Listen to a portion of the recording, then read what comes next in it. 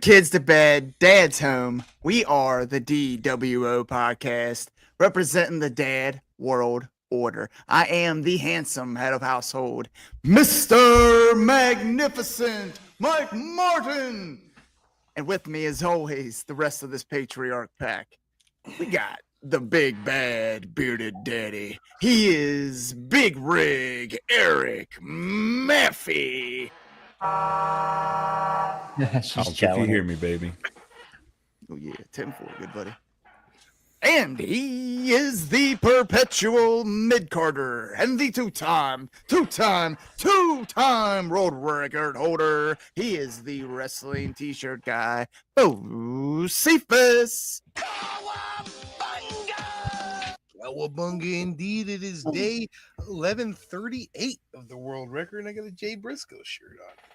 R.I.P., buddy. Miss that dude for sure. Man. Well, as Mr. Magnificent said, we are the dWo podcast, and tonight we have with us a returning guest, a very special guest, back for another Revolver Rewind. The one, the only, the Brizz Tusslemania. Sir, how the heck are you? Hey, buddies. Getting close to 30 appearances now. Getting crazy. You're getting there. The stat.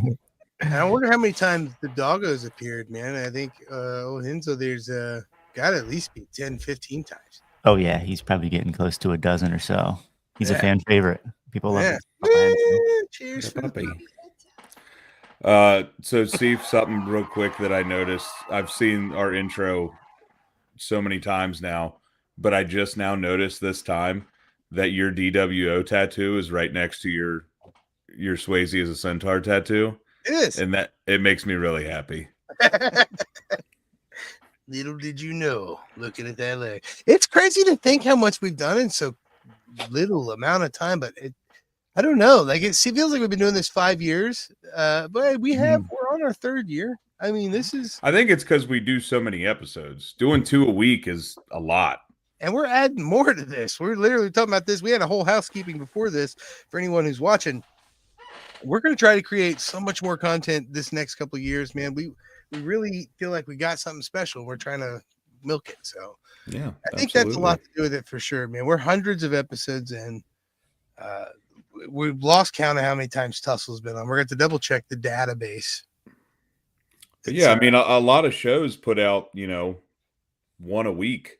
And most of those are like, pre-recorded and stuff. And we're doing 2 lives a week, which is pretty impressive, if I do say so myself. Not to toot my own show far too much, but, I'll say going live is definitely has its trials and tribulations, but, it's fun.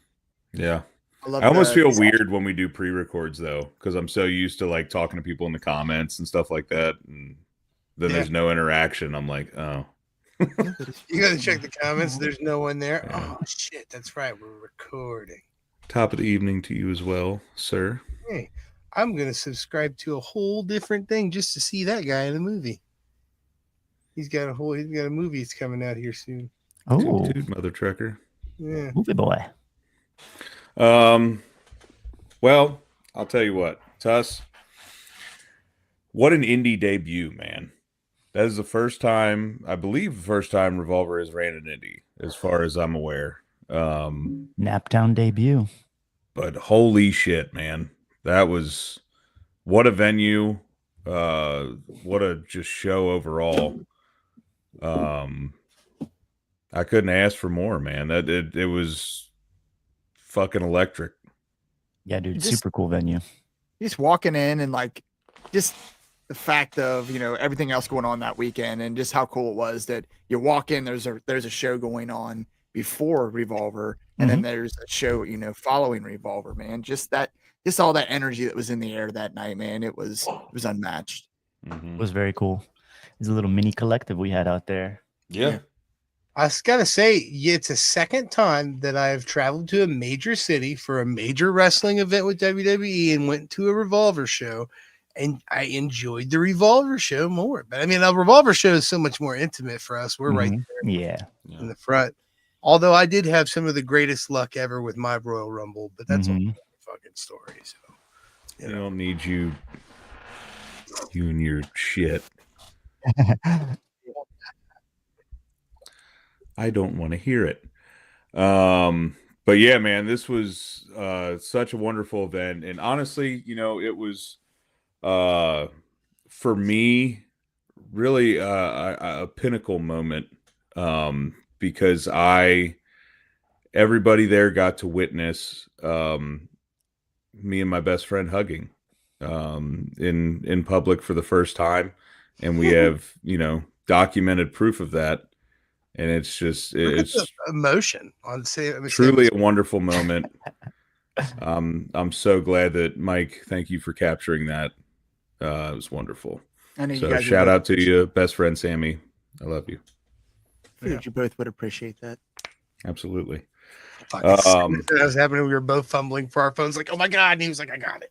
I was like, I'll tell you what, though, Tuss, we had ourselves a little adventure before we get into the matches here, trying to find food. We were both like, man, I'm starving. I need some food. Are we going to have enough time? And you were like, man, I got to go back and start shooting stuff. And I was like, it's cool. I got you. I'll find something. And then we found a taco place up there, which I believe was called Super Tortas. Got us some lucha tacos. Yeah, dude. It was like, all right, well, we're at a wrestling event. We got to go to the lucha taco place. And we didn't get to eat literally till the show ended, pretty much. I think maybe there was one point where you like snuck a bite in or something. I just had it sitting under my seat. There. But pass out. Shout out Super Torta. That place was awesome. But it kind of shows just how quickly everything happens up there, because we were like, man, we got time till the show. Let's go, find something to eat. And then all of a sudden we're like, oh shit, we got to be back. Yeah, every show that happens. It was comforting to see Indianapolis react the way that it did. I'm not sure if you guys saw any of this because the Revolver show was not directly downtown, but in downtown Indianapolis, they had Cody Road, Yeat Street, Bloodline Boulevard. I was down there like, what? When I saw Cody Road, I was like, this is the funniest fucking thing I've ever seen in my life. Like, Cody Road is I love to see Indy react like that. It was like they had, for lack of a better term, a Super Bowl in their town. It was pretty awesome. Well, yeah, let's get into this thing, man, because holy shit, this opener, buddy. I don't know who to cheer for. Both these guys. For real. We got a couple of clips from it, but let's take the little quick one we got real quick to start. I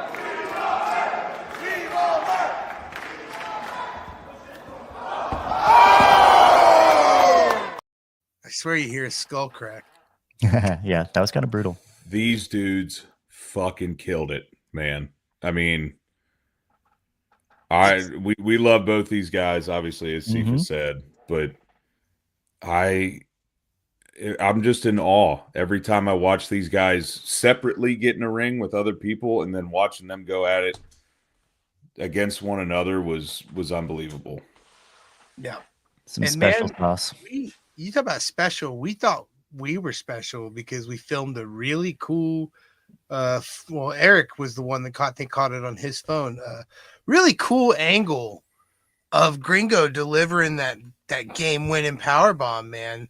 But I gotta say, your clip that we're going to show here in a second is is much more crazy. Do you find yourself trying to avoid learning the finishes? Because I know you're backstage a lot and you see the run sheets and you see the guys maybe talking about their match or working through it. Do you still find yourself trying to avoid it, or do you just expose yourself to whatever you get? No, to be honest, to break that fourth wall, man, I pretty much know all the finishes and I kind of prefer it that way. Really? You kind of just walking around backstage, you're gonna fucking kind of hear it here or there anyways. The way the run sheet is plotted out, we don't put winners there. And then, yeah, most of the people that are there, I work very closely with.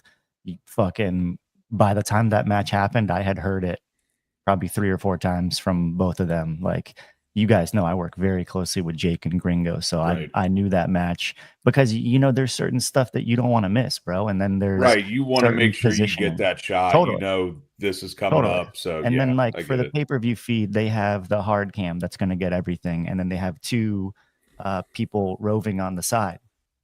So no matter what, they're going to catch it. I'm fucking by myself, and I'm Right. getting what Sammy is saying is the most critical footage that we need to capture. So I consider that my part of my job and my duty to scout ahead of time, Sure. know the best positioning. Plus, most of the homies are excited for me to know about that anyways. If Gringo's got a fucking cool spot, he's grabs me after he's figured out the spot and says, dude, I'm going to do this, this, and this. I think it'd be cool if you're here, here, or here.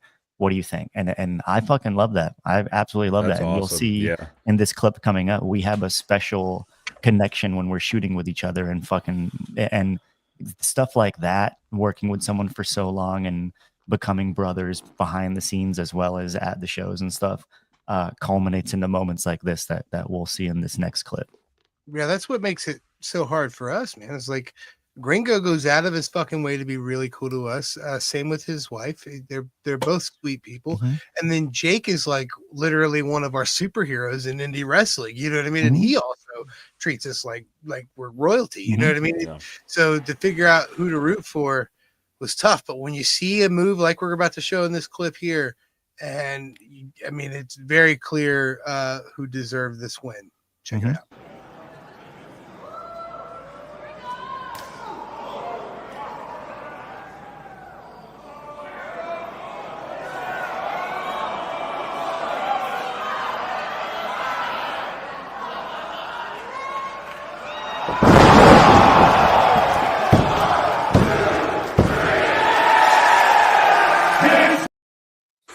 Buddy. So cool, man.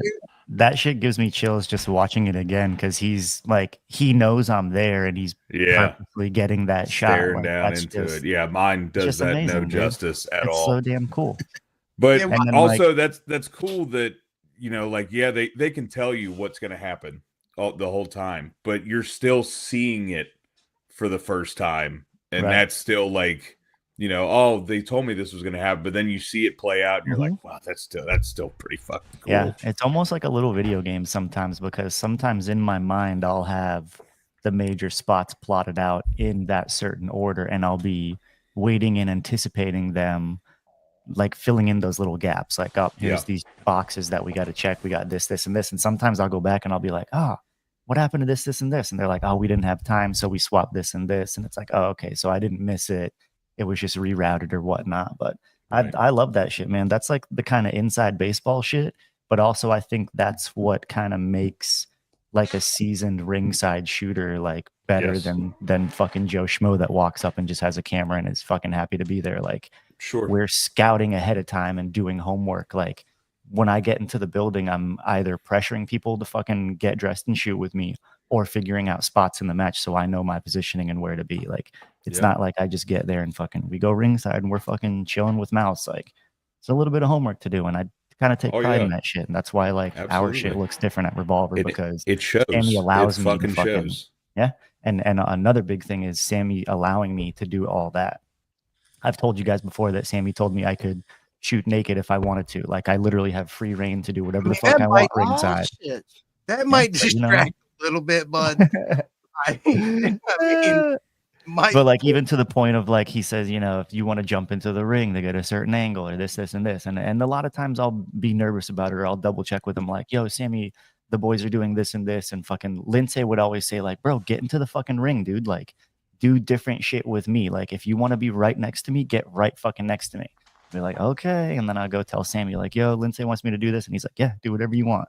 So it's just awesome, man. I don't have that freedom everywhere I go, and just being at Revolver and being that comfortable and knowing I have free reign is just it's amazing. It's everything, bro. And then like now the cameramen that we work with have been pretty consistent and constant, and those dudes after every show they're like, oh, I'm so sorry if I got in your way, or I'm sorry if I did this, or did I do this? And I'm like, no, you guys are fucking it's great to have that like cohesion ringside. And then plus, absolutely, you know, like if you're not on the same page, there's so much stuff going on ringside. Right. And then even balancing, like we're always blocking people. So like I'm always trying to be conscious of that. I don't want to stay in one spot the whole time and I'm just an asshole blocking two people the whole fucking time. So I want to move around. I want to have that freedom. And people say traditionally like, oh, don't go on the hard cam side. Fucking whatever, man. That's look at Japanese wrestling. They don't abide by those rules. And I talk to Sammy and Sammy's like, dude, I'd actually prefer if you're on the hard cam side. It looks cool that we have photographers lined up. So it's whatever, dude. We can do whatever we want. And that place was really cool too, because we had that other stage on the opposite side where they were entering in that I could hop up and get an angle from as well. So very fun to shoot. You got a couple cool angles from that stage. Also, just got to say what up, our dude Jordan. Hey, what's going on, bud? Man? Clive, that March show in Clive's going to be awesome. Okay. I was always dope. Yeah, dude. I was special, man. He's saying Tussle makes me do homework too. Tussle's the man. And before we move on from this match and go on to the next one, this comment here. Gringo is a strong ass dude, man.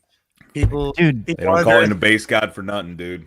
I was actually going to mention something like that because sometimes Gringo will just tell me like outlandish shit. And I'm like, in there? With who? And it's just like, dude, he just fucking pulls it off, man. That he is like so outstanding at his job. And to have that confidence to even have the balls to go do something like that, like the comment just said there, that could have been a fucking disaster. Oh yeah. And both of them are just consummate pros, dude, and made that fucking spot happen. I was even nervous when I heard about that. I was like, you guys sure? Okay. Go for it. But Gringo fucking, he always makes it happen, man. He never ceases to amaze me, Gringo Loco. Hey, I know Gringo got the pin here, but I think the real winners of this match were us fans, because these guys set the fucking tune. Yeah. And I mean, everybody in the back. Yeah, exactly. They got every single chant. They got Fight Forever. They got fucking both these guys. They got This Is Awesome. They got a Revolver chant going. I mean, they literally got every single chant that you can get first match. There were several people in the back that were like, well, good luck following that. Like, yeah, for real. That first Revolver match, bro, it's a tough one to follow, baby. It is, but like he said, it sets the tone. Like you said, it sets the tone. That I want to hammer that home, because if you don't have a good opening match, it might take a little bit to get the crowd going. But man, you work that crowd in that first match, and it's just gangbusters from there. It's so important. Thought it was funny. We were setting up beforehand, and someone was worried that we were setting out too many chairs, and that place was absolutely packed to the gills. Yeah, during the show. It absolutely. Speaking of Gringo, though, this is a match that just got announced like 20 minutes ago that I am very excited for, coming up in Dayton. No! Whoa! Number one contendership. Fucking okay. I gotta say, listen. This is a rare thing for me to say here, but I don't think Gringo has a chance, dude. Macklin is on fucking fire right now. Killer Kelly's back. I love Gringo Loco. Macklin is a whole nother fucking planet right now. I'm telling you. This one's gonna be, it's ex-champion trying to get his championship back. I mean, I don't know. He's never got his chance at revenge, if you will. You know what I mean? And Red has been a bit fractured, if Red is even still a full thing at this point. Kelly says it is. It's still a thing. It is definitely fractured, but still a thing for sure. Also, we'll get to it in that match, but man, it is so good to see Killer Kelly back. She is a gem of a fucking human being. Yeah. And She's just saying, the best. bounce back body. You know what I'm saying? She just had a baby and she don't even look like it. You know what I mean? Which is really cool. I always like to see somebody bounce back athletically just like that really quick. Yeah, I'm still carrying baby weight. Yeah. Baby She weight should my whole actually life. be wrestling kind of soon, from what I hear. We're going Hell to yeah. have we might actually even have her first match back. I can't confirm that or anything, but I know that she's definitely going to be wrestling pretty soon here, which is pretty fucking cool. Awesome. I miss that. Yeah. She's a fucking badass, that's for sure. She is. All right, let's move into this here next match, guys. And I can't believe we're going to show this whole clip here. Oh my god. Because I don't believe that these guys deserve that much time. But I got to be honest, I've watched this clip a couple times. Swan looks really cool in this clip. So that's why I'm going to justify playing this here clip of First Class entrance. For Swan.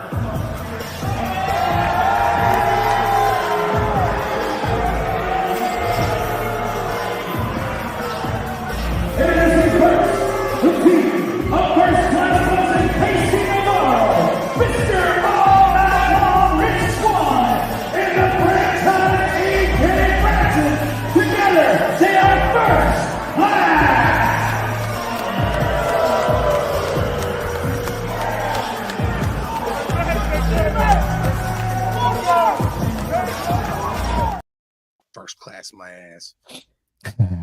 Them boys are stars, though. You can't deny that. Great. Richie looks great. Richie looks great. Absolutely. Best shape he's ever looked in, my man. Hey. That magnificent bastard. Richie was actually carrying around a action figure that he was selling at the WrestleCon or whatever was there for signings and whatnot. And he was looking at the figure, and I was like, damn, Swanee, you fucking look this, because that figure is like, he's just ripped, and he's like, oh shit, I look exactly like this figure. I was like, hell yeah, bro. Figure now. He looked exactly like the figure. It was crazy. He fucking even popped the shirt off, and he's like, look. I'm like, yeah. Identical, nearly identical. But yeah, he shredded. We're riding the wave of Swan being awesome. Let's go ahead and show this clip real quick. Yes.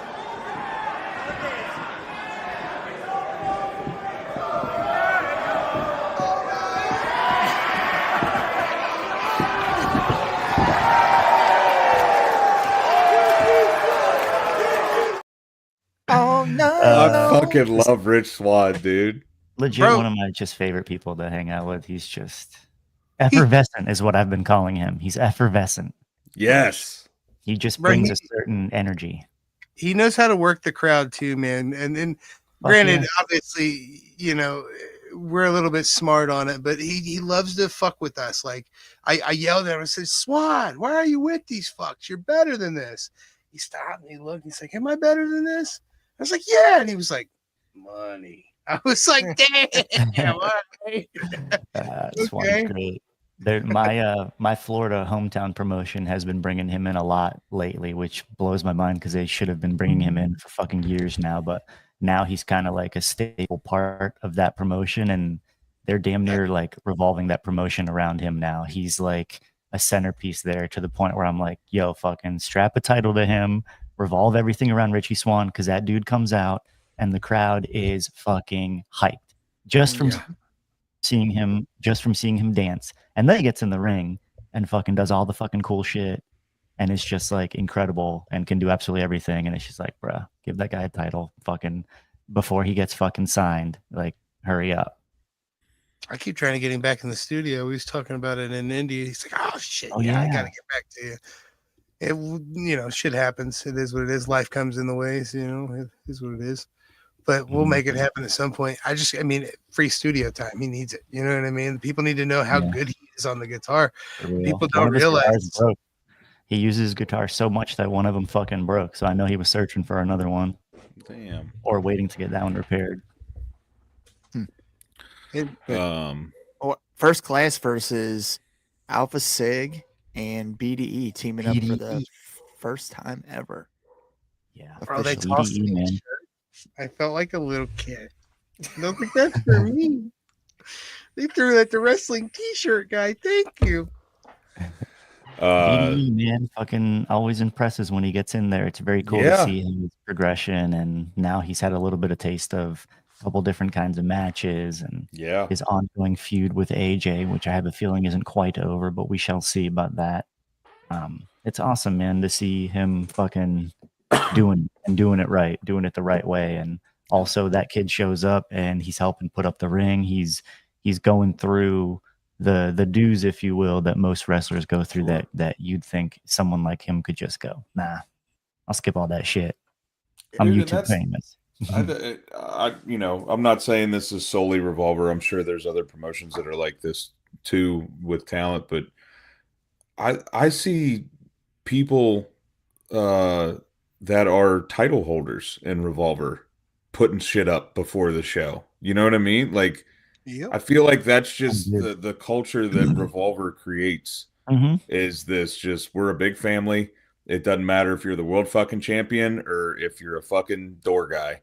Like, we're all in this together and let's fucking go. Yeah, I said a couple of shows ago that Ace Austin, the whole title run when Ace was the champion, was the first person in the building and the last person out. Literally carrying out the fucking the boards for the ring and shit. Like, dude, if you fucking smash one of those on your hand or something, like, you're our champion and shit, and fucking still.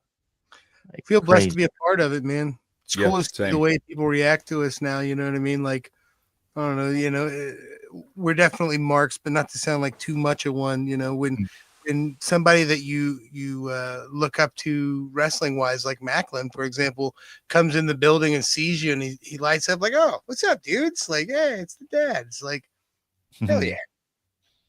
We're doing something right. Wrestling loving us back. And Macklin's one of those dudes where you just get that warm feeling when you see him. You're like, Macklin's here. Yeah. He's just, I love seeing him wherever. I see him at Florida shows or wherever, and it's just great.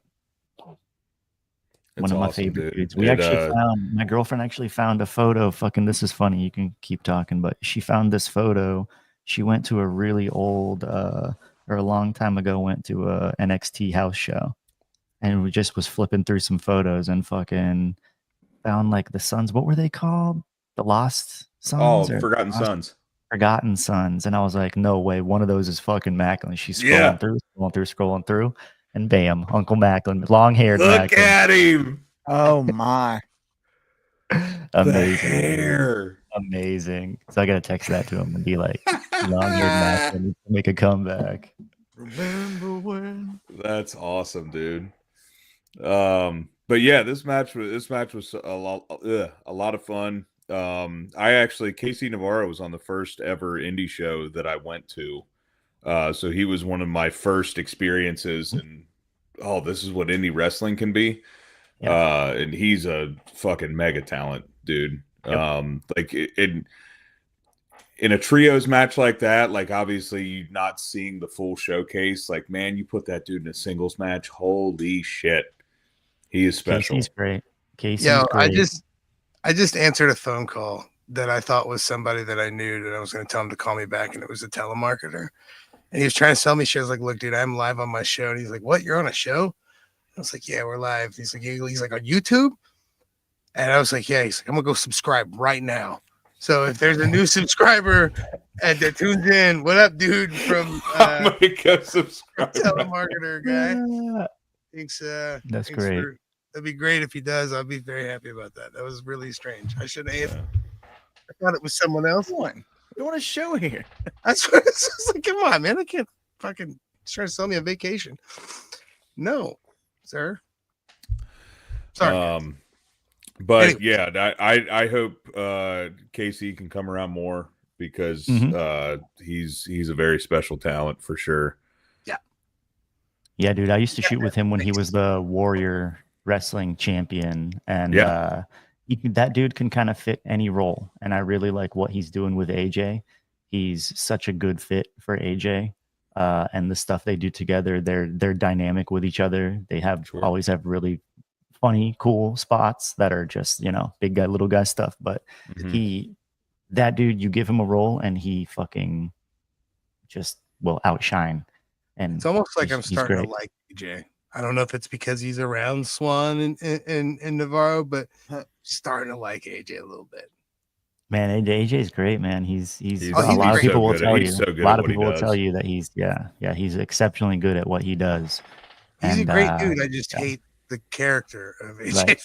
Right. Top dollar, whatever. You heard him when we went live before the last show, and we're like in the hallway and fucking during the meet and greet and shit, and everyone's shouting out Tussle and shit. There's a Tussle chant and shit, and AJ goes, "Nah, fuck Tussle. He's skinny as fuck," and he just starts shitting on me like he's such a fucking heel, dude. He's such a heel. He goes, "I don't trust anybody under 150 pounds." I'm like, "Jeez, bro." He's hilarious. But then I'll walk away.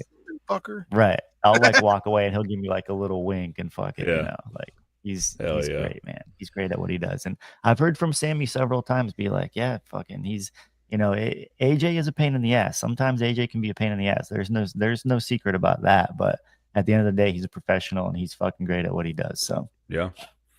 I mean, I think all truly good heels are kind of assholes in a way. Yeah. Right. So. Exactly. But they actually, First Class ended up getting the win on this. Yeah, and we have one last clip. Are you ready for it? Go ahead. Ready for it. Let's do it.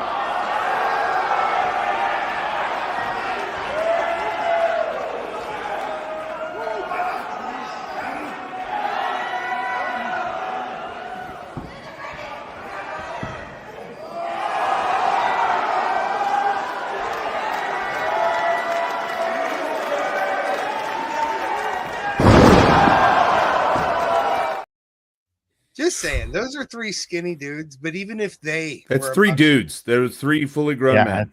That's wild, bro. At minimum, 450 pounds. That's gnarly. Holding him for so long too, like not in any rush. Like he doesn't look like he's like unstable or anything. He was chilling. He's gonna fuck around and piss us off till we love him, and he's gonna end up. There's gonna be a fucking baby face turn. And all of a sudden everyone's gonna fucking cheer for him, and I'm gonna be sitting there and we'll look at these two dudes like, how the fuck? Right. How did we get here? He's very much so a Revolver guy right now. I think that next show in Dayton we corner him and see what his stipulations are for doing a podcast, because he would be fucking awesome to have him come on. Oh, he'd be that'd Plus, be a lot of fun. A lot of cool clips we have here. Mm-hmm. But what I was gonna say is them winning. Hello Revolver Storytelling has now translated into them getting a shot at the tag team titles in Dayton. Yes. Exciting. So it's cool when matches have meaning behind them. You know what I mean? And we're not just doing it to do it.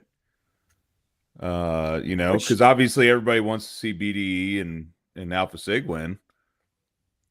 But then First Class takes over and everybody's like, oh, man, that sucks. But then it's like, oh, now we get to see him run it back in Dayton in a tag team title match, which is going to be dope. Yeah, man. Wait for it. Alpha Sig country. It is. That is Darn true. tootin'. Yeah. We were actually very surprised at their reaction, though, in general in Indiana, because, that's a new market. That's not a typical Dayton or Iowa. And man, that crowd was knowledgeable about the product. They were behind most of the matches, and it was very cool to see certain people get certain reactions. I know we'll talk about it later, but I mean, Crash getting his chance and stuff, like some super cool stuff, man. And it was cool seeing, like, we definitely saw some familiar faces, but just seeing how packed that place was. And I'm like, these are probably all new eyes on Revolver. I mean, I know there was, I think somebody commented on one of our posts, and it was like their first Revolver show ever, and it seemed like they had an awesome time, which is great. There was a couple there from Scotland. They had never been to a Revolver show, but they knew of Steve Macklin, and they wanted to see Steve Macklin. And I was like, "Oh, dude, you picked a hell of a show to fucking do." And they're like, That's "Well, we're cool. fans now." I hope they went to Steve and told him that. That's cool shit to hear. Someone from Scotland came to see him. That's awesome. Amazing. Love that. Yeah, it's pretty cool. It's cool to see shit like that, and it's like a melting pot, especially with your Rumbles and your Manias, because people go out for those big events, man. So you see a amalgamy of people. Yeah, the guy that makes the titles, the championship belts, he was there.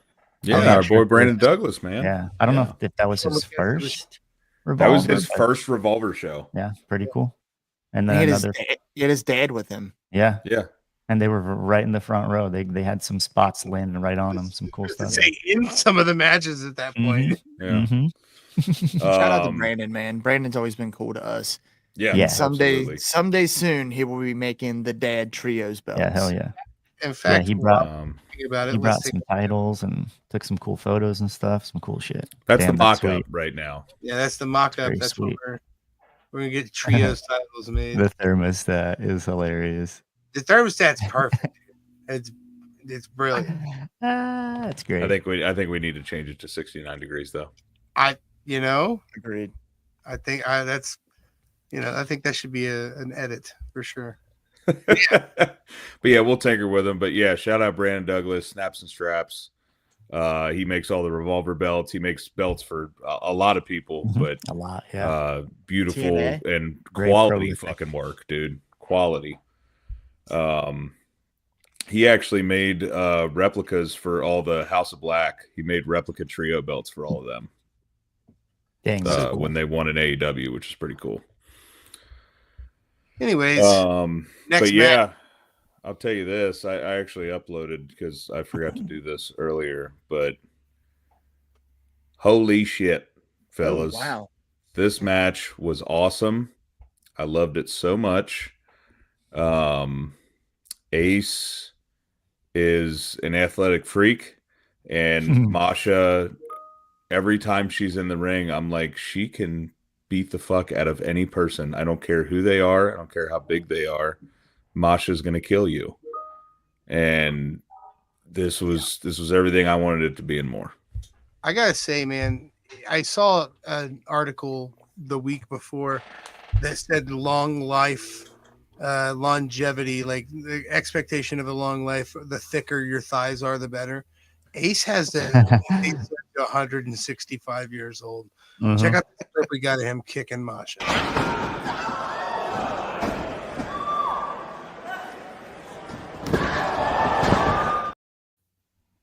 Dude, I love that move. Every single time he does it, it's pretty cool. Yeah. Yeah, he was squatting 500 pounds when I was shooting with him for that little TNA God damn little shoot that we did. 500 fucking pounds, dude. That's gnarly. Yeah. 500. Dude, I remember squatting like 405 when I was like a peak like high school college athlete and being like, oh my God, I'm so strong. And then Ace is just 500 pounds. No big deal. 500. Yeah. 500 pounds this whole month. Like in combined weight of things. He's a beast, man. He's focused. But yeah, this match was so fucking awesome. Mike, do you have any thoughts on this match? It absolutely amazes me how believable it is that, like he said, Masha can beat anybody, and you could look at it on paper and you're like, oh my God, when she fought Fulton, for instance, you think she doesn't have a chance in hell, but she gets in there and proves you wrong every single time. And it is so believable, and it captivates you so well that you forget that you're watching an intergender match, and you're not the mystique. You're just watching a fight. Yeah, and it's so evenly matched, and it's so well pulled off, and it just kudos to both these just people. The fact that we get to watch the TNA Women's World Champion wrestle live. They were screaming her name at the Rumble right after Jordan Grace came out. The whole second round, we want Masha. I was telling my brother, I was like, dude, if Masha comes the fuck out right now, I'm going to shit my pants. I'm going to poop my pants. I'm going to poop my pants. We were half thinking that she might have, because we knew that Joe was coming out. He kind of fucking spilled the beans to us at fucking the expo to Richie Swan, but we knew that there were going to be several surprises, and we were like, man, Masha might fucking be out there. Plus, she was like kind of fucking with us a little bit too earlier in the day. So, did you see Natty called her out? I don't know if you saw that at Royal Rumble. They did they did an interview with Natty, and they're talking about the whole TNA cross branding. They were like, "Who's someone from TNA you'd really like to get in the ring with?" And she's like, "Oh, without a doubt, Masha Slamovich." Yeah, I was like, "Ooh, Masha and Natty would be fucking dope." I think it's a matter of time before she's over there. I know she just re-signed with TNA, but with the working relationship and all that, they can always, and they showed her in the crowd up. at an NXT event. Yeah, they did. And I know that when Jacob got to the Fed, they review like all of Homeboy's footage for the past few years, and you're damn right that someone came across Masha versus Jacob Fatu, and dude, I'm sure everyone was impressed with that match. That's just that's still one of my favorite Revolver matches ever. Yeah, me too, man. It was crazy. Crazy, man. People talk about WWE ID. I'm more interested in the ones that they don't ID, the ones that just that are already indie stars that cross over. Like our friend Shane Mercer, Shane Good. He's known for the moonsault and battery. And they did that last night. Logan Paul did it on Monday Night Raw. And fucking Michael Cole said Shades of the Iron Demon. And fucking yes, dude. It blew my mind. I was cool. Like, we were just talking to Shane at fucking GCW this past week at Revolver. I didn't know that they actually shouted him out. That's very cool. Yeah, that Michael was really Cole cool. Shouted him out. Wow. Michael that must have been that I have a feeling that must have come from Logan to specifically tell commentary, yo, shout this dude out, because 0 people do that.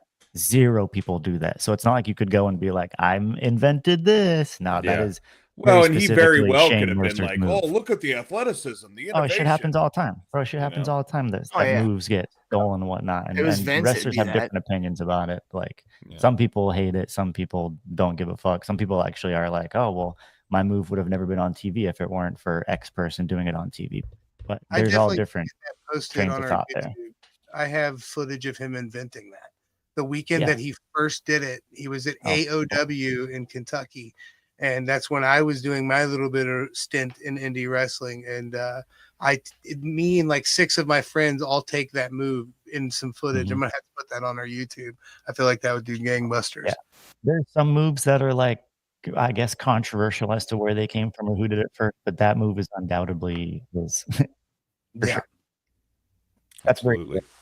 And it definitely is cool, and that just shows how cool this wrestling revolution is, that stuff like that happens. Because 5-6 years ago, that ain't happening. That could be a little foreshadowing to Mercer getting ID'd.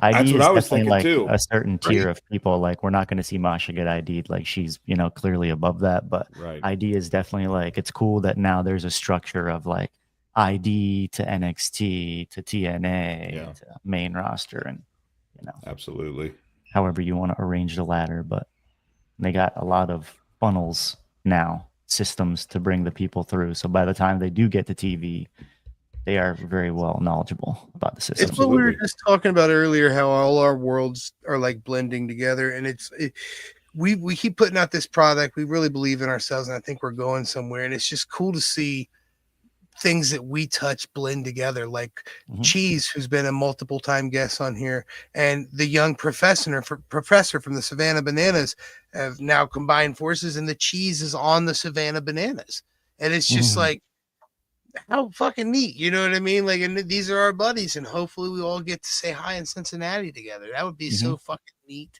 you know what I mean? And it's just all our worlds are blending together, and it's really cool to see people succeed. Although it is kind of rough when you lose people from your crew, like we're already missing Speedball, but it is what it is. I do got to commend you though. Yeah, Lindsay too. I got to commend you though on this angle you have on this clip from Masha and Ace's match before we move on to the next match. The angle of this, when I first saw you send this over, I was like, oh, fuck, I didn't realize it looked like this. Check this out.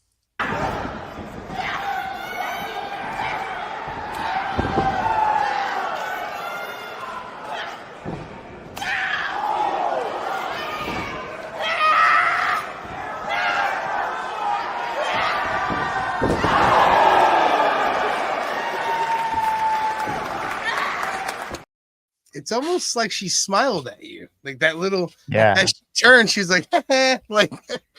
Masha's one that I've been shooting with Masha for fucking years now, bro. And she's always been like cool with me, but not like in the past like year. So I want to say we were at a TNA and she was like, why the fuck don't you have my number? And like ever since then, I'll like send her little clips and stuff here or there. Like we've definitely gotten a lot closer in the past year or so.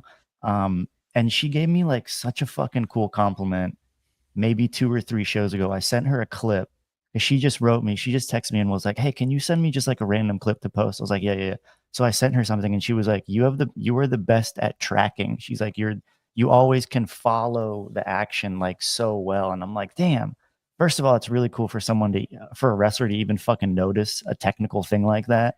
And from someone like her, I was like, "Damn, that's really fucking cool for her to point out." So now every time I shoot a Masha match, I'm like, fuck, I got to make sure that my tracking's on point because I'm going to send her some of these clips and she got to fucking have this certain standard. So I really appreciate that she said that and worded it that way because no one's ever complimented that specific of a thing like that. And it fucking stuck with me. And now I especially like shooting with her because we do have that connection. She does always find me. It gives me those looks and she's fantastic, bro. Enjoy her while she's here.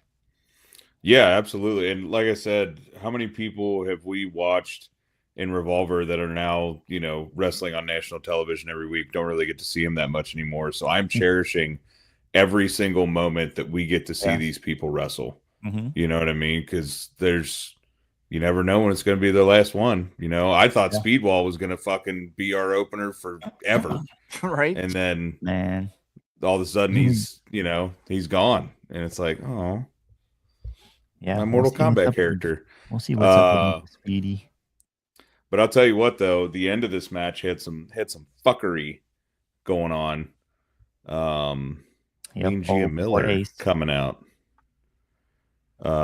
Poor Ace just keeps getting his nards kicked in by his scorned woman, Gia Miller. Is it He'll put a cup on eventually? Is it poor Ace though? I mean, he did abandon her. I should have brought her to Germany. It sounds like. Yeah, for real. I mean, this is kind of on you, dude.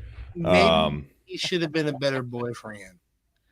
Hey, but she's so fucking good. Like she's such a fucking persuasive manner on the microphone. I really enjoy it. She's like what they wanted valets to be in the 80s. Like she's better than that. She's like a really good manager and a valet, and she's pretty. And she's trained.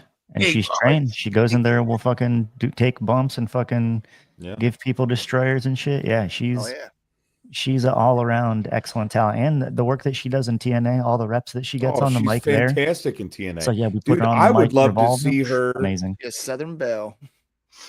I would love for her to be on commentary more because every time I've heard her on commentary, she is fucking phenomenal. So they actually have been putting her on commentary for TNA on like the pre-shows and the dark matches and stuff like that. Every time I've been there, they called her over to do commentary with I forget homeboy's name. Hannigan? Tommy Hannafin. Yeah. Yes, that guy. Which is their really cool combination, and they have very good chemistry with each other. And then they pull her obviously when they go into other tapings and whatnot. But when they do stuff like that, it's because they're prepping her, they're training her for future opportunities, whatnot. And then lately, with commentary, like we actually didn't have Bork because Bork was sick. So every now and then we have to scramble to fill in spots. Blah blah blah. I would love if Gia could be one of our go-to commentary people. But again, if that's something that she enjoys and whatnot. Because I know we've been having Uncle Phil be doing that now too. In the moment, just talking, she is. She's awesome at it. Great conversationalist. If it ever comes down to it and you're in a pinch and you need some guys that are good at shooting from the hip, we know a couple dads. Get a couple guys, get a couple dudes on the commentary. Maybe that's actually a funny idea. We're supposed to talk more to Sammy, but you know how busy he gets. We're supposed to talk more. I'm ready to sponsor a whole show. Yeah. Wrestling Revolver dWo sold out. You know what I mean? We got to get that shit going. Uncle Sammy should be watching right now. Spend it. Uncle Sammy should be watching right now, and I'm upset that my best friend has not commented one time. He was just texting me, Sammy, are you there, Sammy? Maybe. You know, tis what it is. But We also did yeah, see Happy actually joining the Macabre, which is very cool. Yeah, she's all in there. And I'm excited to see where that group goes, because you have a really fucking dominant tag team that you could, freebird in a sense, Cruel and Havoc and Madman and Cruel, like, fuck, dude. Yeah, in case you kidding? guys have forgotten, our tag titles are actually trios titles. There's 3 of those titles. Yeah. And when SGC held them and Red held them, and for a while, everyone was carrying around the 3 belts. And then not until recently, it's just been 2 titles, but 2, the 3rd one's always there. So yeah, you're right. If the Macabre ever happen to come upon winning them titles, all 3 of them got one. Just now, with the Ass Boys, the Alpha Sig, there's only 2 of them since, one of them. We'll see, man. Dark Pledge, man. Dark Pledge. You never know with that boy. He seems to be getting pretty over. That's all I'm saying. He's so over, dude. Mouse. I don't. How does he actively choose red shirt, fucking black shorts? If he wears white gloves, that motherfucker's Mickey Mouse. I'm telling you. He's a goof. He's a goof. Dude, shout out to Brian Messer's youngest son, man. He is the biggest Pledge fan. Yeah. And when Pledge turned, the kid went right along with him. He's like, fuck literally wrote dark on the back of his shirt, so it said Dark Hell yeah. He's like, yep. Dark Pledge. Building those fan bases, man. Speaking of building fan bases, this next match, man, it doesn't seem like Indianapolis got the fucking memo that Chambers is a cherished hero. They were yelling at him, and I don't get it. We try to tell him, bro. I know, right? And you know what fucking made me a little bit angry is fucking the commentator. The fucking ring announcer was trying to tell you guys to stop singing "Happy Birthday" to homie. Let the fans do what the fuck they want to do. If they like Chambers, let them fucking cheer Chambers, Bubba. He's fucking coming over going, no more singing. Like, bro, this is fucking wrestling, dude. The fucking doesn't matter. Were you paying attention to the last Dayton show? Chambers be a good boy now. Listen, Chambers getting over. Let Chambers get over, Bubba. Yeah. I was so into singing "Happy Birthday." I didn't see some. I know, Rad. That's what I'm happy. I noticed it, but I hope that you guys just completely. I noticed it too, but I didn't forget give a flying. Yeah, exactly. In case you didn't know, we're Chambers guys. Yeah, that's our boy. We love him. So shout out to you, Damian Chambers. What a wonderful birthday treat. Yeah. Wonderful. You have to wrestle Tommy Dreamer. Yeah. Check out how big and strong he is.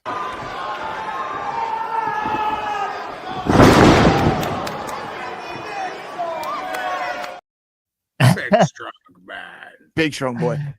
Big strong boy. That's our guy. Sadly, right after that, we get this clip.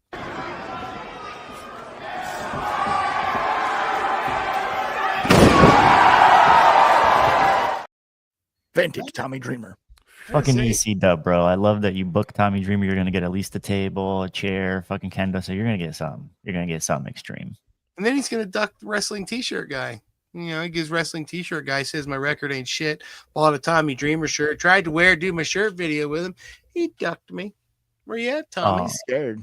Thomas, he bailed, bro. Because Sammy told me specifically to get clips with him, and Tommy was out. Tommy was out of there. Terrified of facing that my record's real. Where's your documentation?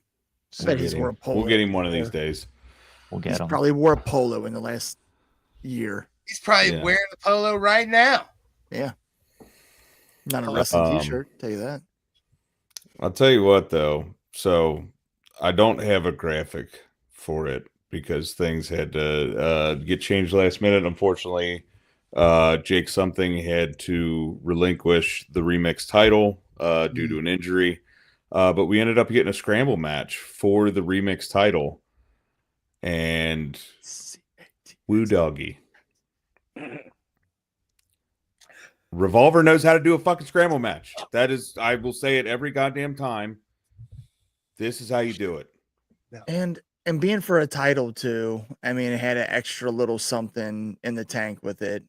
Yeah. And man, everybody in this could have easily walked out remix champion and then it been like, yep, they deserved it, they earned it. I believe that.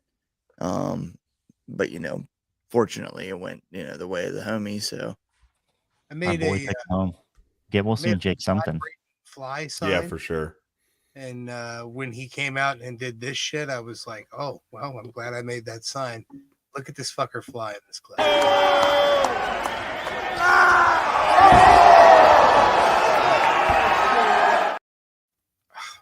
Fucking ridiculous, dude. He's got ring awareness and preciseness that is unmatched.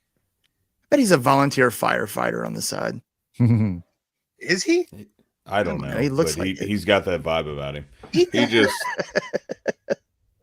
like he goes to the loose, He's a member. And there were, some people in this match that I wasn't super aware of. I believe there was an indie local. Oh my gosh, I'm blanking on his name. I apologize. You talking about not Leon, right? No, not Leon. I knew who Leon was. Nice Who else was in that match? Oh, I got a list right here. Actually, Dex Royal, Braden Lee, Jeffrey. Dex Royal. Dex Royal was the Dex. indie guy. Yeah. Dex has been hurt for a little bit, but Dex was helping out at Revolver for a while. Dex is actually is the boyfriend of Rachel Armstrong. So they were traveling together. Oh, okay. Rachel was working there a lot, and he just recovered from like some bicep injury or something. So he just came back. Yeah, but he's cool. He does some cool shit. Rachel just announced for the next Revolver show in Dayton. Yeah, good. I'm glad to have her back. I think she took a couple months off, maybe while he was hurt or something, but I know she took a couple months off, so glad to see her back. Yeah, absolutely. She does cool shit too. But yeah, I was hyped to see Leon Ruffin, man. I've always been a fan, dude. He does some cool shit. Anytime you're trained by AR Fox, you fucking got my seal of approval. And I made it a point to pick out a clip of him because the way he moves, he does some very unique stuff in the ring, and was also a pleasure to work with. Very, very kind, humble guy, and made it a point to tell me, like, dude, I loved everything you guys do here, and I'd love to be back. So I made sure to tell Sammy that he made sure to message me to tell me that. So hopefully, dude, keep seeing him again. It's funny you mentioned that, man, because I named these clips to try to, make sure I know what we're doing before we post it, so we don't have any faux pas. And I couldn't think of anything to name it except Amazing Sequence. So we'll take a look at this amazing sequence.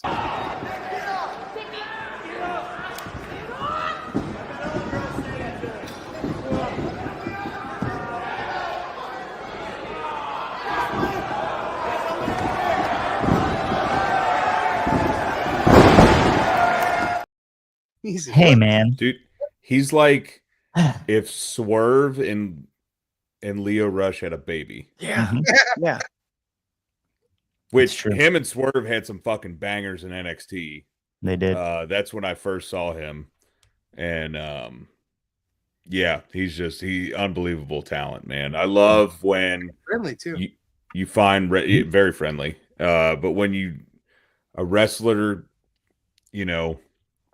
obviously trained very well and everything, but they just make moves their own just by the way they move. I think that's why Swerve is one of my favorites. He just has a way he moves, and it's awesome. Mm-hmm. I love it.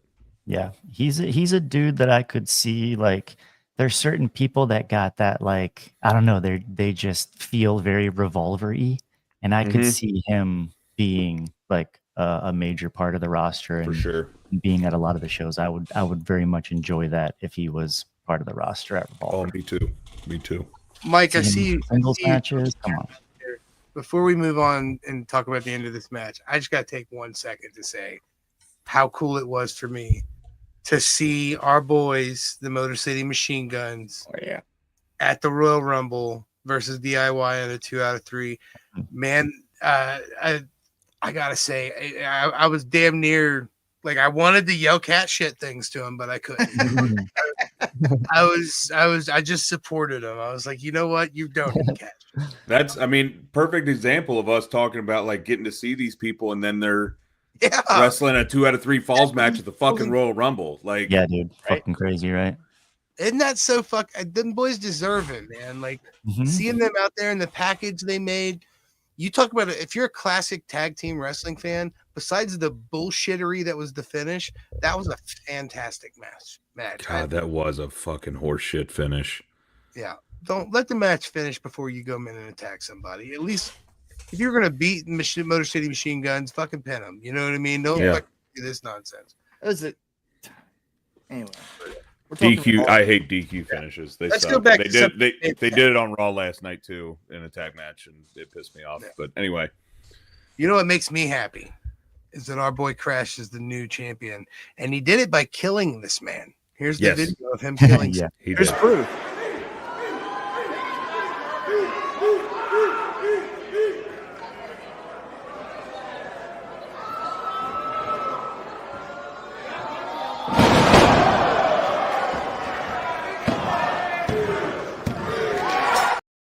Dude, shout out Kat. You see her reaction just when he's picking him up there. She's going. Dex Royal is not a small man. No, So, like, he's no. enormous. That just for context. But you know what? Yeah, that was Crash is nuts. a whole lot of dudes. Crash a whole lot of Darn dude. It's fucking funny dude that he is. of like all the dudes to do that spot in that match, he's like, let me get the biggest motherfucker. Let me get the biggest motherfucker in here. Yeah, very cool, very cool. But yeah, Crash Jackson, you're Wrestling Revolver Remix champion, And fuck, new. I cannot wait to Yeah. see him defend that thing. Mm-hmm. Yeah, Crashy calling his shot, man, saying he's gonna get gold this year, and fucking the next show gets gold. That's the sequence of events to get to that point, and him just like, to me, like, I love Jake something, like get well soon Jake something, but fuck, man, that Crash manifested that shit, dude. The stars aligned for that shit to happen, and injuries happen, bro. You see, like, fucking at least once a month, one of our homies gets taken down with It happened to Crash, a year ago. Exactly, You know what I mean? bro. Exactly. And that was like a very wild night because fucking Crash was gonna fucking powerbomb the shit out of me that night. And because of those sequence of events, fucking I ended up doing a destroyer on JT or something completely different than what was Which like was crazy, still bro. cool So as shit. Beautiful, right? yeah. But to see him but, come back. you know, and speaking get of that, goal, bro. Crash almost went for a similar spot during this match, and you almost see him for a split hair of a second, almost like thinking about it, because that last second almost hand grab on the rope as he's jumping over into a crowd of people, like. Oh, bro, I was scared. You got to think that's still somewhere in the back of his head. Like he did the tope or whatever when he did the dive. Yeah. Oh, bro, you could tell he was a little bit hesitant. We were all sitting there like, definitely clenched up a little bit when that happened. Woo. Yeah, it just takes time, man. How about no more dives, Crashy? We don't need you to dive. We don't need more dives. Be a just big power bomb people through the mat. That's all you need. Yeah, just be a monster. But yeah, this was awesome seeing him win, man. I'm so glad that we were there for it live. And I cannot wait to see him return a conquering hero to Dayton in March. That's going to be awesome. So, dude. Speaking of conquering heroes, Revolver is known for having crazy people in their matches. And, celebrities love to get involved. Okay, a lot of celebrities love to. You look at your Snookies and your Stephen Amell's, and people like Stephen Amell and Snooki put in their training. They care, but I don't think I've ever seen a celebrity care like Paul Walter Hauser. This guy wants to have a great match. He wants to be respected in the wrestling world, and he gives a shit whether he or not we are entertained by his match. Before we show this clip, I just gotta say, man, he's killing the game, and he's agreed to be on the show. So at some point, we're gonna work it out. But I am so excited to see somebody like that because I've always said that I'm going to use whatever career I'm building to get into wrestling somehow. I don't want to be a wrestler, but if you bet your ass, if I was ever had the ability to take this role and transfer it into a match one time, you bet your fucking ass I'd do it. And I'd be just as happy as this man here. The clip we're about to show, this man is a fucking Oscar winner. Okay. Like he's not is it Oscar or is it Golden Globe? What Golden I don't know. Globe. Golden Globe. Same fucking thing. He's a Golden He Globe. won an Oscar also. Did he also win an Oscar? Okay, maybe I was wrong. But beautiful. Regardless of the point, my point of the matter is Paul Walter Hauser does not need to care this much about wrestling, but he does. Mm-mm. And that's what endears him to us. Check out this clip. Fuck him up, Paul! Come on, Paul! Let's go, baby! Let's go! You got this, Paul!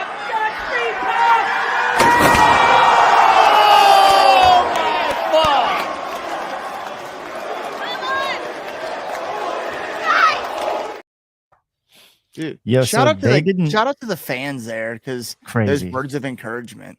Yeah. Oh yeah, everyone was Paul. hyping him up right there because you could tell he had to get in the zone. But yeah, to your point, he definitely doesn't need to be taking risks like that. But I will say one thing: he does that for kind of exclusively for Revolver, man.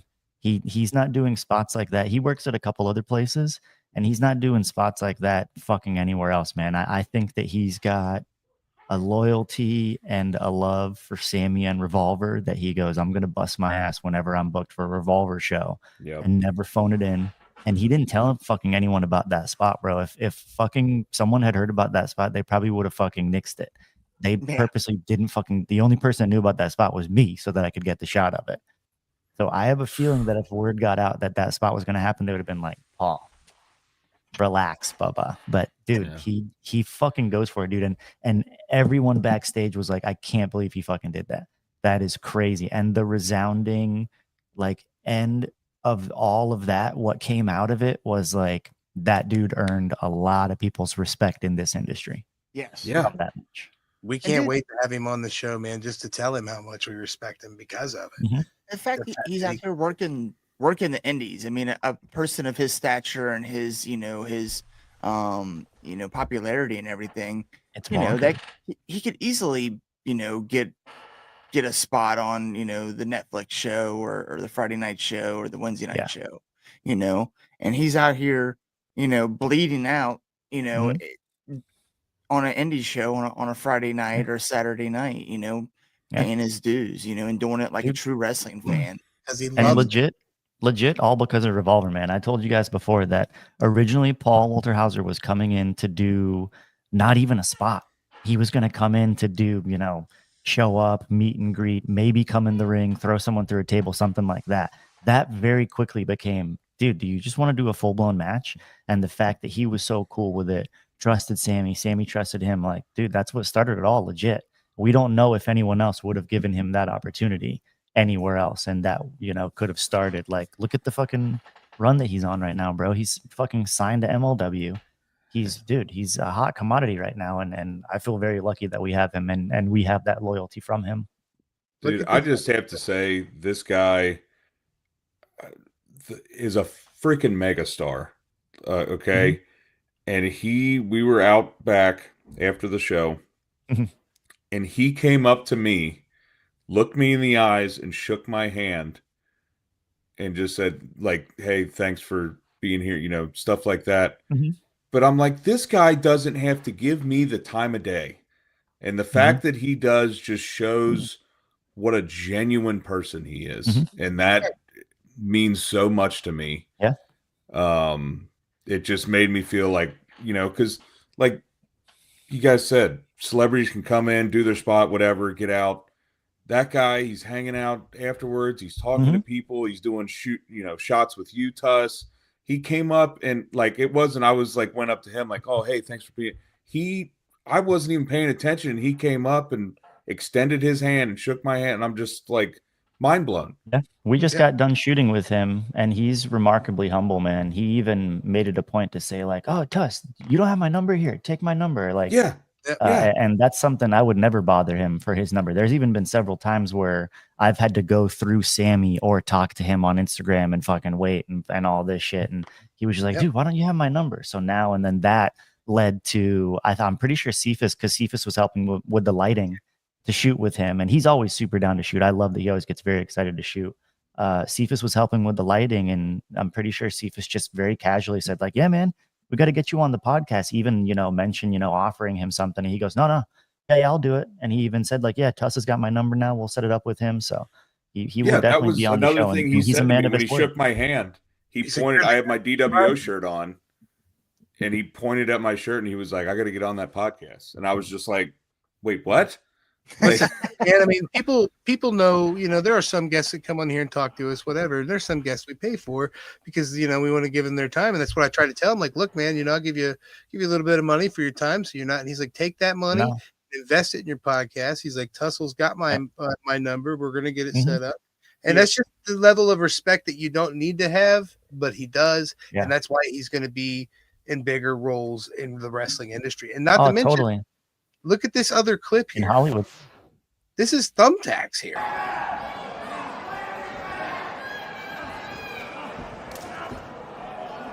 Let's go back.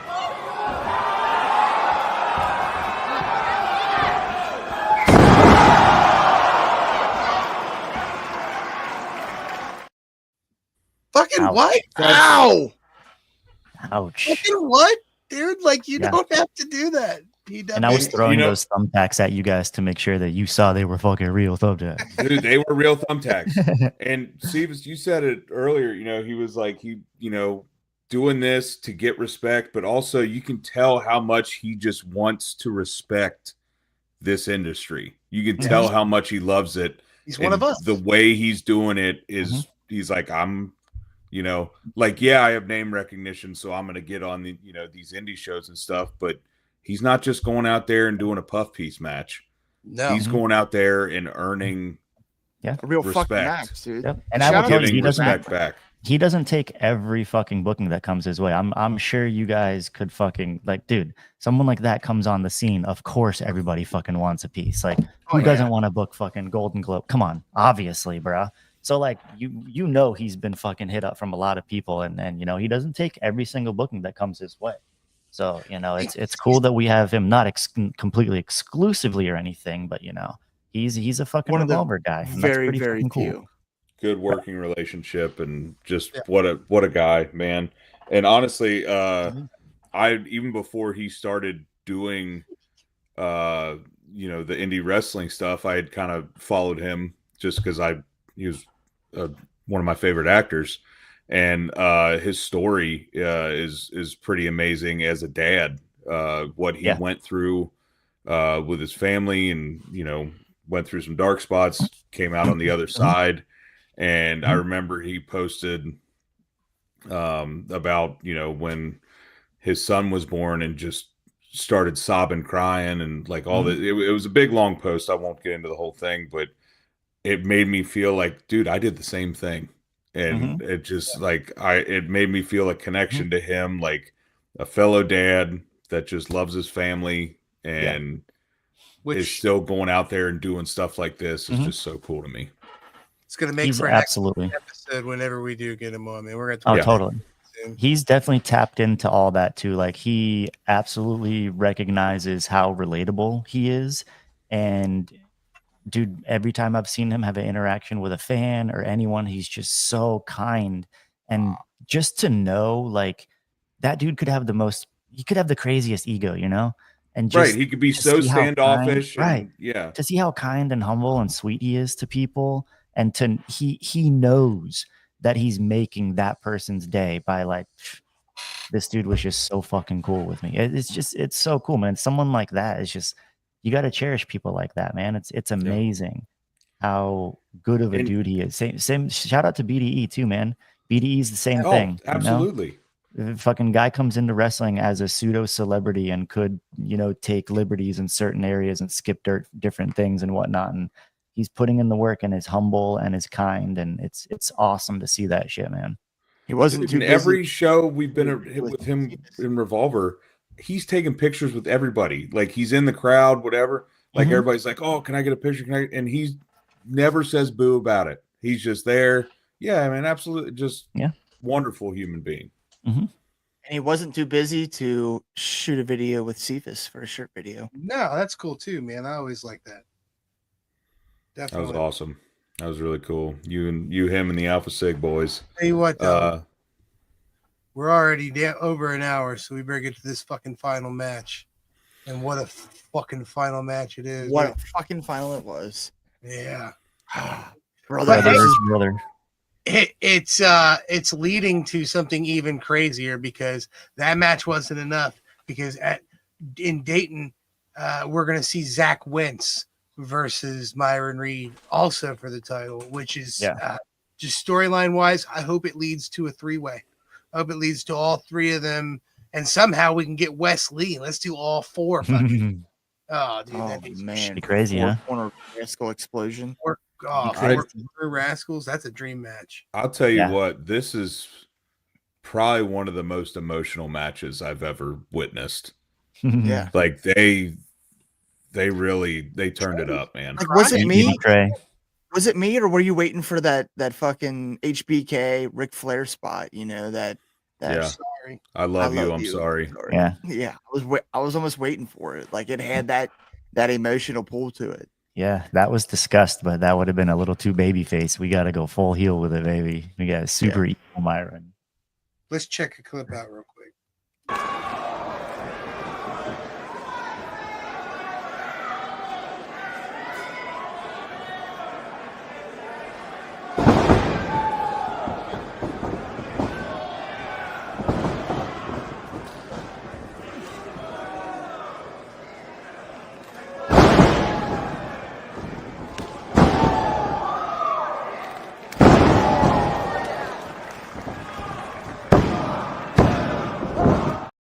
The emotion in Trey's face right there in the pin. He's such a great storyteller. And from what I see online, it's one of like the nicest people. I saw, I'm not exactly sure who the benefit was for, but I saw a post. Chris Bay. Someone tagged him. No, not for Chris Bay. It was for someone else that wasn't as well known.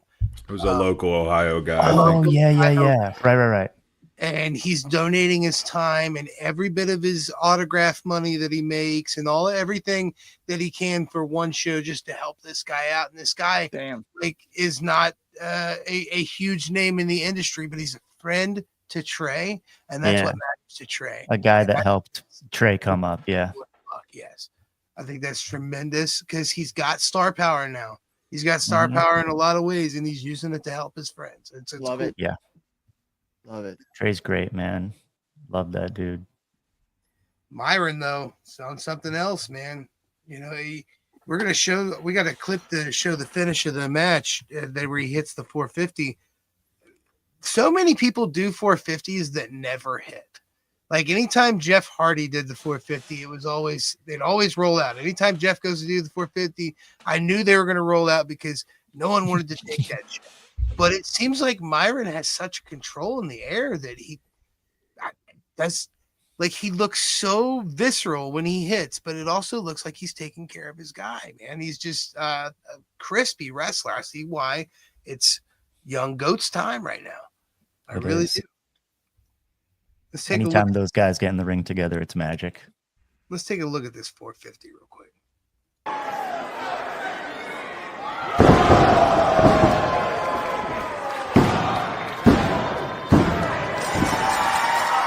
Here's your winner, and still Wrestling Revolver. It's like watching you do a shirt video, man. It's like just butter. Yeah. It's so different, measure. dude. When you climb up to the top rope and you got that time to stop and balance and assess the situation and measure and everything. He's doing that straight from the springboard, like zero time to readjust. Just you got to go for it. It's very impressive. It's cool. I wonder what's going to unseat him because every champion, no matter how great, they have the ends to their reign. I wonder, like I try to look, around the Revolver landscape. I try to think about who's around and where things could go and what things could happen. And I don't know. I don't know where we're going to end up going with this. And I like that. I like that. You know, one matchup I'm excited to see, and I know he's got to get through his rascal brethren first, but I kind of am excited to see what Richie Swann's got up his sleeve, because he's going to come back as a solo act. He's no longer with Palmer, obviously. So, man, maybe see Richie Swann make a run for that title, baby. And somewhere along the lines, have a little Myron versus Richie Swann one-on-one. By the way, I was going to mention it earlier when we were talking about the 450. That 450 is so smooth that WWE used him for motion capture in 2K25. Oh yeah, this is true. So mocap. Oh really? High flying stuff. Yeah. Zach as well. Zach does a lot. So of when you see somebody do a 450 in 2K25, that's Myron Reed 450. Young go. Yeah, a lot of our homies do that. Zach does it. Crash does a lot of the big boy stuff. That's so cool. Who else? Ninja Mac was brought in for a lot of that stuff. Yeah, it's pretty cool. Man, ain't seen on Ninja Mac in a minute. Yeah, Ninja Boy. He actually texted me a couple of days ago, just randomly asking like, what are you doing like the second week of like May? I'm like, I don't know, bro. But you know, it's always a wild plan if Ninja Mac comes calling. You tell him the dad said, howdy. Yeah, Ninja Boy. We love Ninja Boy. Well, boys, that was a hell of an event. I like going out of town for Revolver. I'm excited to see, the different shows that get announced as we go throughout this year. We've got a fresh year ahead of us. It's only February 11th at the moment right now. So, I mean, we've got the majority of this year to go. We know about 2 shows, right? We know about March in Illinois or Iowa, I mean. So Eric will not be at March, right, in Dayton? Dayton, I will not, unfortunately. Got dad duties to attend to. Yeah. But I know you boys will hold it down for me. We will not all be in Iowa. We're not going to be in Iowa the first one, but the next Iowa, whatever's after March, we will be at that one for sure. Beautiful. Yep. But yeah. Tussle, man, what you got going on, man? You got a lot of shit going on around where you're at. You traveling here anytime soon, or? Yeah, should be going to Florida soon. Got some stuff there, and then just waiting for the next Revolver, baby. Got some cool stuff in February, different shows here and there, but yeah, just waiting for that next Revolver. Oh, some TNA stuff coming up. So yeah, should be fun. Tussle, man. We started asking this every single time now. At least I'm going to try to. What's something you're thankful for right now? Right now, definitely thankful for just having a cool place to come home to. Hell yeah. Very, very nice being able to fly home and have Kim pick me up and come home to the puppos and the kitties and stuff, and not have to get an Uber, and just, man, traveling was very lonely for a while. So it's very cool to have something to come home to. Oh yeah. Kim's good peoples. Gotta love that. Yeah, she's the best. Gotta love it.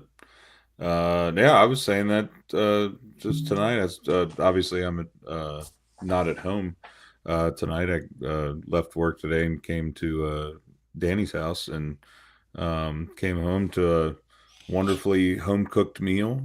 She made a pot roast. It was delicious, and it's amazing how much somebody can make a difference in your life, man. Just little things like that. It's true. We should all be thankful we got 4 good women in our lives. Absolutely.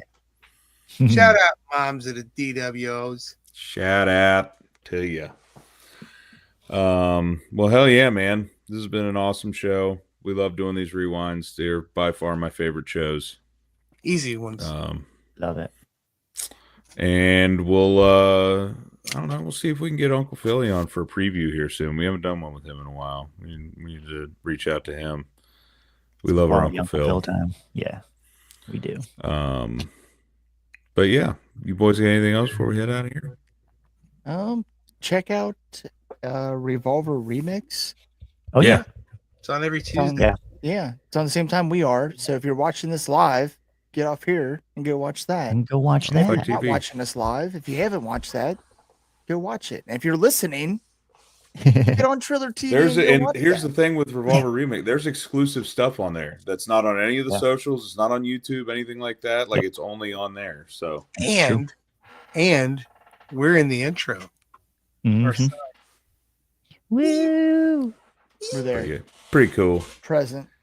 Pretty cool to be such a even a small part. If you'd have like went back to like 12-year-old Cephas who was trading tapes and watching ECW late at night and begging his mom to buy pay-per-views, that I was even remotely a fucking footnote in a wrestling company, I'm cool. I'm happy. You know what I mean? And shit, we get all kinds of clips at that place. There's some shit I could show people that it would be like, what? Yeah. It's been a hell of a journey, man, and I can't wait to see where it goes. This has been great. Fun. It's a lot of fun. The friendships we've cultivated, the relationships. I never would have thought when we started this thing we'd be where we are now. So I can't wait to see where we go from here.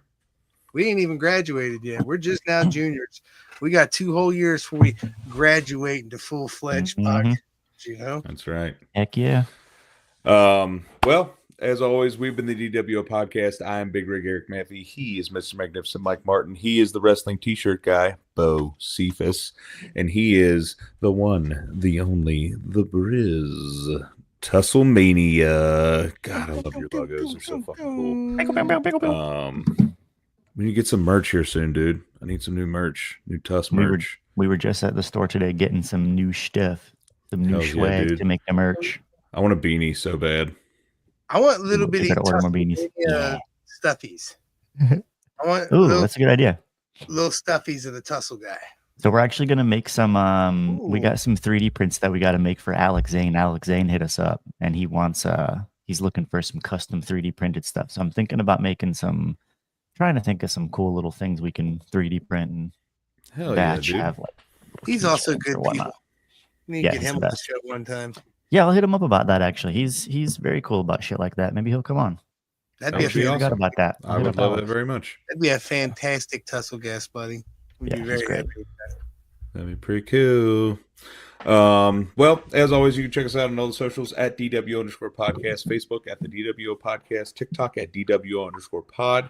Get that dad merch at Pro Wrestling Tees, TeePublic, or message us directly. We'll get it shipped to you. We can do that. We have that ability. And you know what? Just thank you all for tuning in. We got a solid little fan base that is always in the comments. And even if we don't pull it up, I just want you to know we see them all. We appreciate y'all. And until next time, top dads.